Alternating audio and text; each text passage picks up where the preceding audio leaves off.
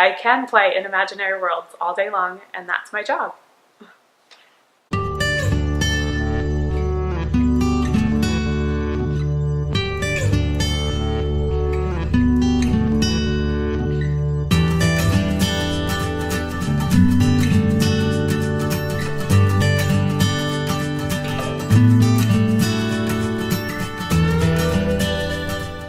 I can't remember not wanting to be a writer, actually. I loved to read when I was a little girl. My mom makes jokes that my crib was lined with books instead of toys. When I was a little girl and I was old enough to write, I would make books with paper and staples and make like a cover, and I would write stories and give them out to my family for Christmas and birthdays and things. I wrote my first book when my daughter was 2 because she was old enough. I felt like she could take naps and I could try my hand at it. And I wrote 3 novels that year, and I would query publishers and agents and try to get published. I remember one weekend, I got 3 rejections in one weekend, and it was a holiday weekend. And I'll never forget, for some reason, it just hit me so hard. I just remember thinking, I can't do this anymore. I cannot keep taking the rejection. And they're all form rejections, so it doesn't even give me a reason why.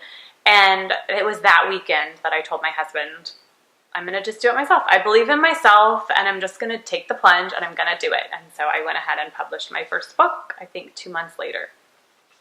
Well, I'm super glad that I decided to take the plunge and do the self-publishing route, because I feel like I can be much more creative because I can write what I want. And I don't have to think about, well, what is the fad right now, or what is selling right now, or what are publishers looking for? All I can think is, what do I want to write? What creatively am I feeling? And what do I think my readers want? I feel like my characters kind of speak to me and tell me how my creative process is going to look.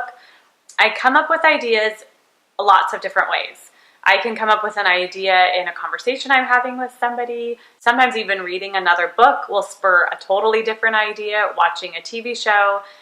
My book, Head Above Water, actually came to me at the gym. I was watching a couple swim in the pool, and the guy was teaching the girl how to swim, and they were teenagers.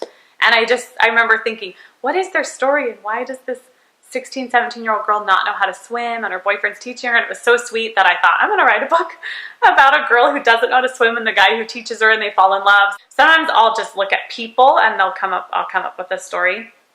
Once I come up with the story, for me, it's all about the characters. So I'll come up with a general idea, and then I try to just picture these characters. Once I can come up with the characters and who they are, what their backstories are, what they love, what they don't love, then I can come up with a story. In a book, if I hit a place where I'm just not feeling the storyline anymore, then I'll jump ahead and I'll write a different scene, something that has been speaking to me the whole time, like a kissing scene or the ending scene or the big climax. I'll go and write that, and then that way, that whatever scene I wasn't feeling, I just don't have to write that day.